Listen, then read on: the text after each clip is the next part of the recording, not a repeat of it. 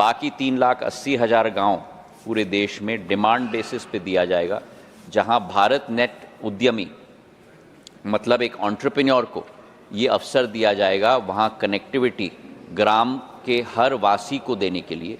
उस भारत नेट उद्यमी को कैपिटल सब्सिडी भी और ऑपरेटिंग कॉस्ट सब्सिडी भी दी जाएगी।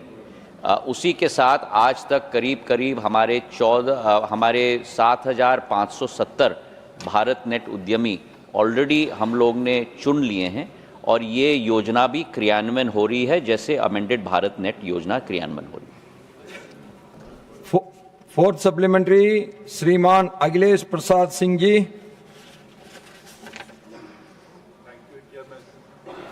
Thank you, Chairman, sir. I want to know from the Honorable Minister, is it correct that BharatNet has missed multiple deadlines? 2014, 2015, 2019, 2023, 2025. What are the reasons thereof? I am told, is this on the account of failed last mile connectivity, linear architectural failure, lack of maintenance, or fourth, paper failure?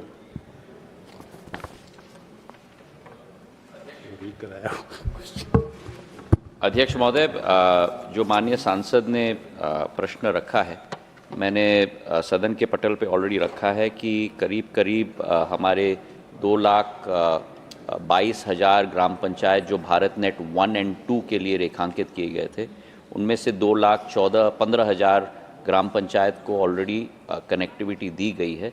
मतलब 97% हमारा execution हुआ है। लेकिन जैसे माननीय सांसद ने कहा, कुछ कारण हैं वो 3% कमी के लिए, और 97% में भी कुछ कमियां रही हैं, जिसका भी मैंने उल्लेख अपने पिछले उत्तर में किया था। लेकिन जो 3% की कमियां हैं वो एक है कि कई जगह बहुत पहाड़ी इलाके हैं, डिफ़िकल्ट टेरेन है, माउंटेनियस रीजन्स हैं, तो वहाँ अभी तक वो कनेक्टिविटी वो 3% मतलब 2,15,000 और 2,22,000 में 7,000 ग्राम पंचायत में अभी तक इसलिए वो नहीं हो पाई हैं। दूसरा, कुछ इलाके left wing extremism affected areas हैं। थर्ड, हम लोगों की राइट ऑफ वे की बहुत कठिनाई हो रही थी, और इसलिए हम लोग ने एक नए बिल में राइट ऑफ वे का गज़ेट नोटिफिकेशन भी पारित किया है, ताकि इसे एक नेसेसरी इंफ्रास्ट्रक्चर की क्राइटेरिया दिया जाए हर राज्य सरकार के द्वारा। और आज भी कई राज्यों सरकारों के साथ मैं परामर्श कर रहा हूँ कि राइट ऑफ वे में कोई कठिनाई नहीं होनी चाहिए। इसी के साथ कई मॉडल स्टेटलेट भी थी, और अब अमेंडेड भारत नेट में इन सभी चीज़ों को आगे ले जाने के लिए हम लोगों का एक संकल्प है। एक तो जैसे मैंने कहा, लिनियर आर्किटेक्चर से हम लोग रिंग आर्किटेक्चर में जा रहे हैं। एक टेक्निकल टर्म है, पर जीपॉन जो इक्विपमेंट इस्तेमाल किया जा रहा था, उससे ज़्यादा उत्कृष्ट MPLS इक्विपमेंट जो multi protocol label switching system है, उसका हम लोग इस्तेमाल कर रहे हैं। मॉनिटरिंग के लिए state level network operating centre स्थापित किया जा रहा है, और केंद्र सरकार के लेवल पे एक CNOC central network operating centre भी स्थापित किया जा रहा है, और इसी के तहत अमेंडेड भारत नेट को हम लोग क्रियान्वयन कर रहे हैं। Fifth supplementary doctor M. Dhanpal ji.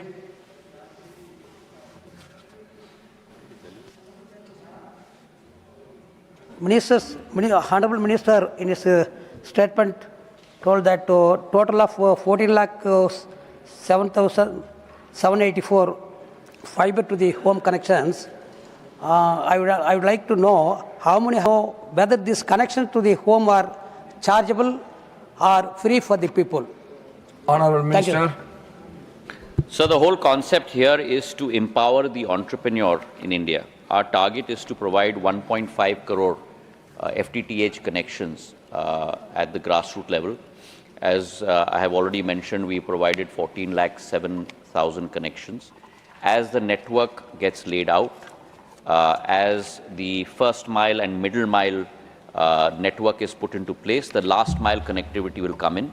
I've already mentioned our distribution strategy is through our BharatNet Udyamis, who will be our entrepreneurs at the village level.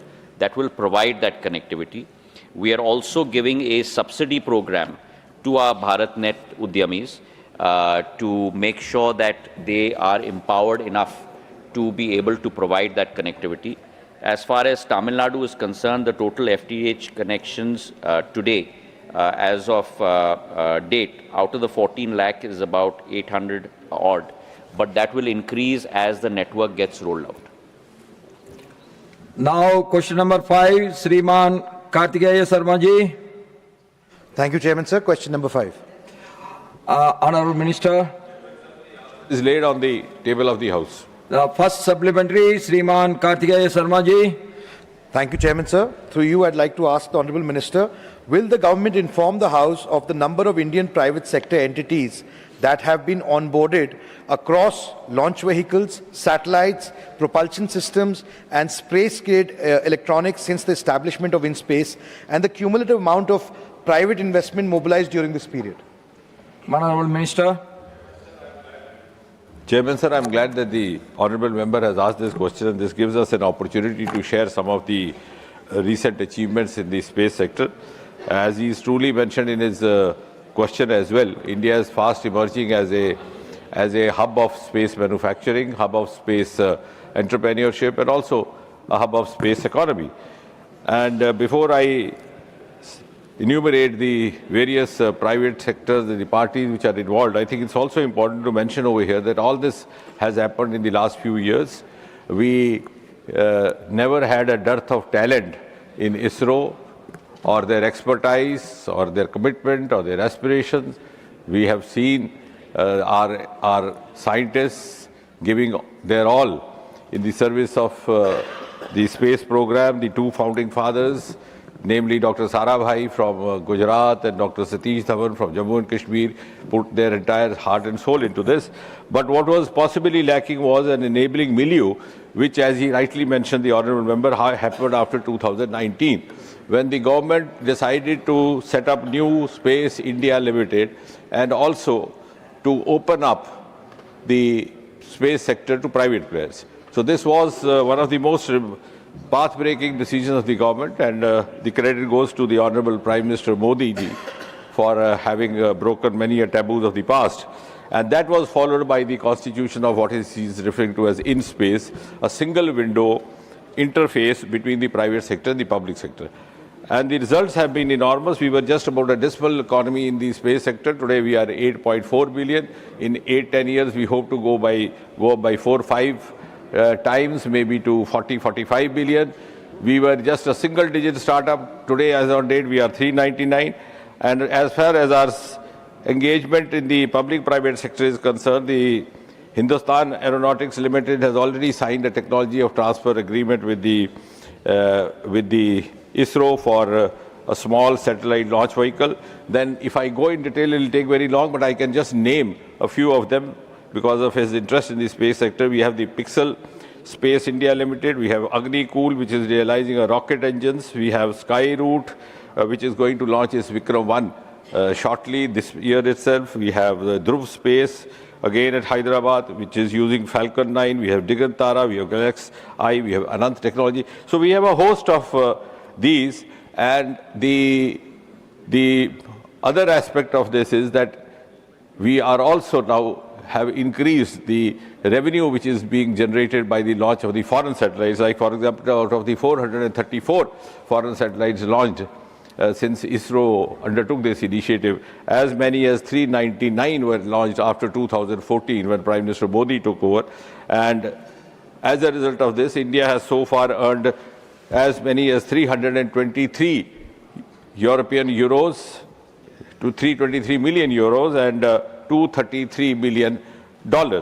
So in a nutshell, I can also reasonably claim that in the times to come, in the future growth of India's economy, space is going to be a very important contributor. It's one of the sectors which had remained possibly underexplored or unexplored till now.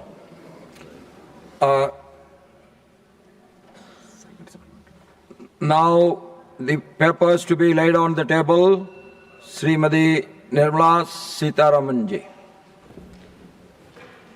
Sir, with your permission, I rise to lay on the table a copy in English and in Hindi of the Economic Survey 25-26 along with statistical appendix. The House stands adjourned to meet 1 hour after the presentation of the Union Budget 2026-27 in Lok Sabha on Sunday, the 1st February 2026.